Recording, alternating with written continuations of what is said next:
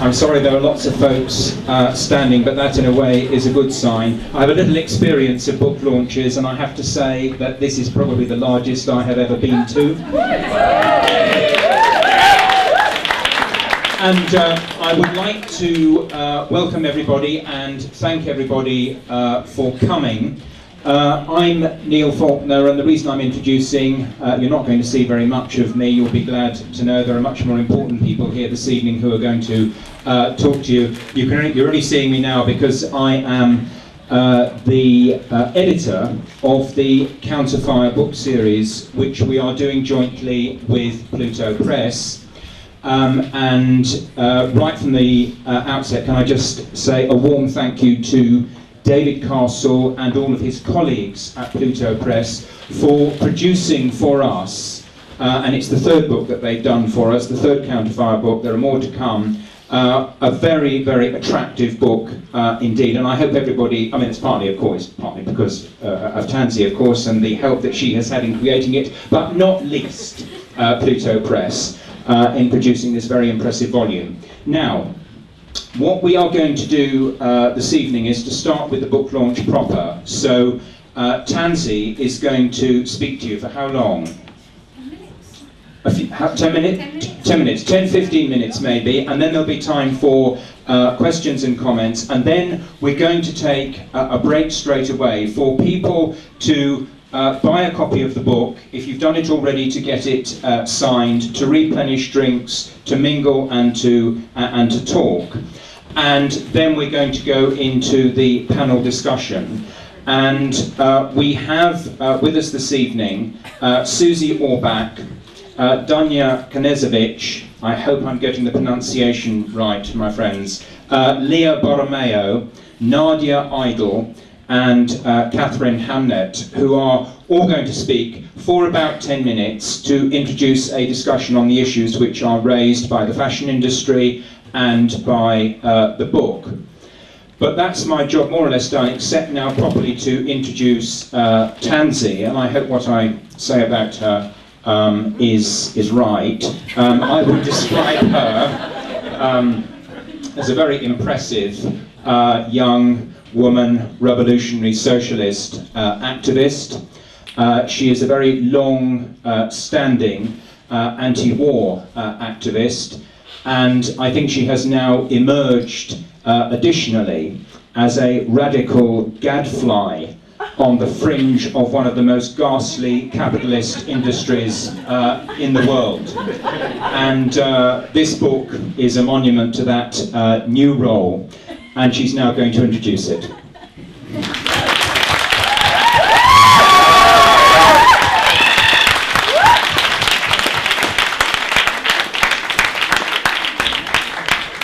Thank you, Neil. I think I've got a bit of extra stuff to put on my Twitter profile now. Thank you. Well, first of all, I would just like to say thank you so much for everyone for coming along this evening. I don't blame you for coming. If I wasn't here, I would definitely be in the audience, because this is my idea of a dream event. I'd just like to extend my thanks to everyone who's speaking on the panel later. It really is an honour to be speaking alongside everybody here, and I'm really looking forward to the debate, and I'm looking forward to hearing what everybody out there has to say as well.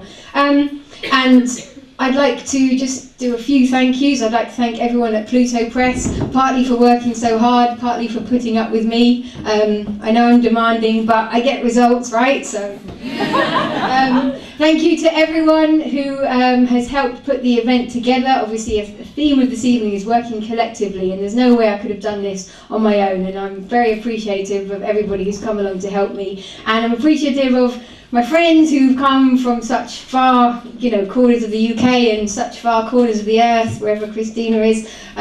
So yes, thank you for coming along. It's brilliant to see you here.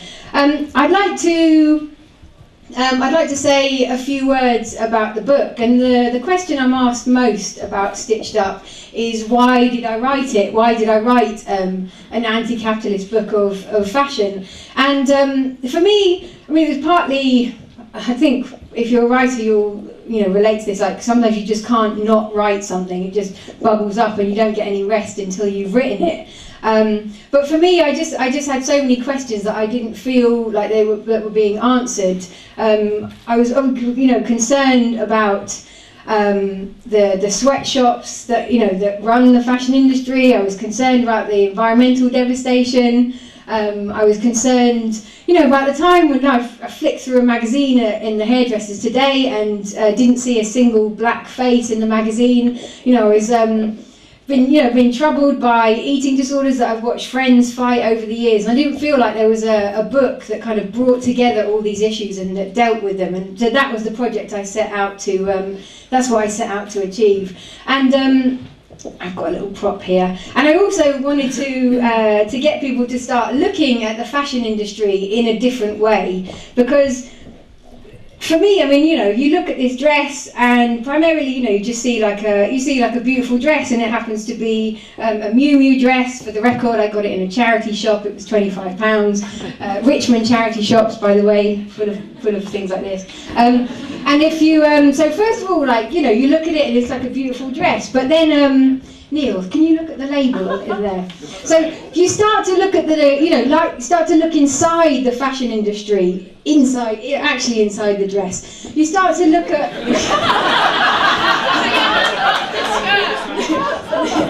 All right, if you look at you start to look in the fashion industry, and if the first thing you'd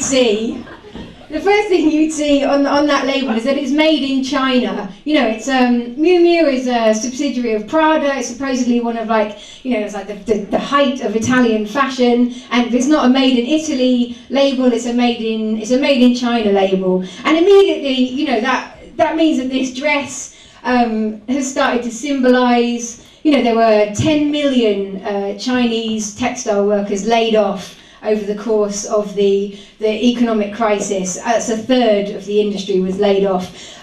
China's textile industry is the third worst industry in terms of water pollution out of 39 industries. That's the fashion industry. It's the third worst water polluter. The people working in the Chinese factories, they get about 36% of what they actually need to live.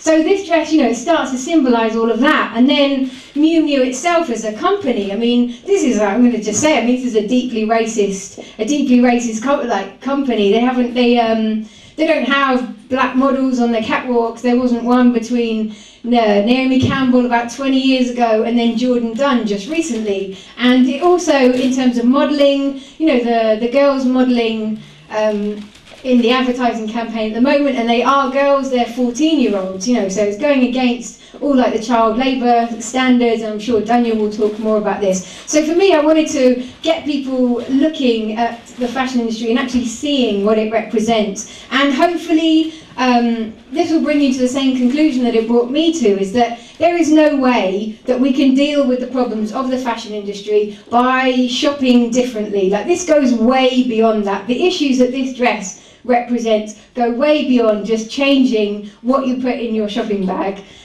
So that's the key conclusion that I came to in Stitched Up, is that we really need to start thinking about this collectively. We really need to let go of the idea that we can solve all these problems by shopping differently. And finally, on that point, for me it's not a coincidence that we've been taught that the way we change this is to shop differently, because it's a central part of the neoliberal society that we live in today, that teaches you that you change things as an individual, and that freedom is just variety on the shelves,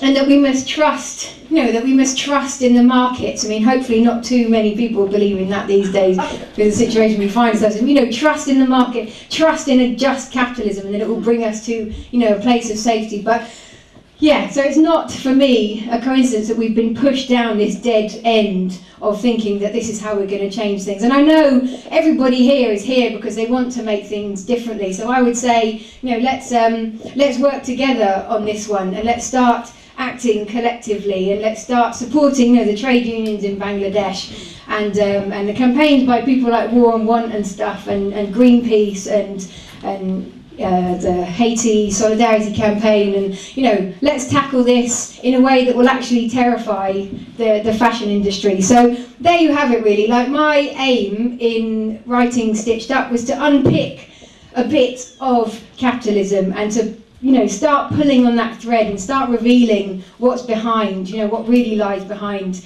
what we see every day. And I hope, it's my genuine hope that, you know, if you, after you read the book or after this evening, you know, you too will want to start pulling on that thread, you know, want to start pulling harder until it's all completely unravelled. And then hopefully, you know, we can all work together and create something new and beautiful. Thank you.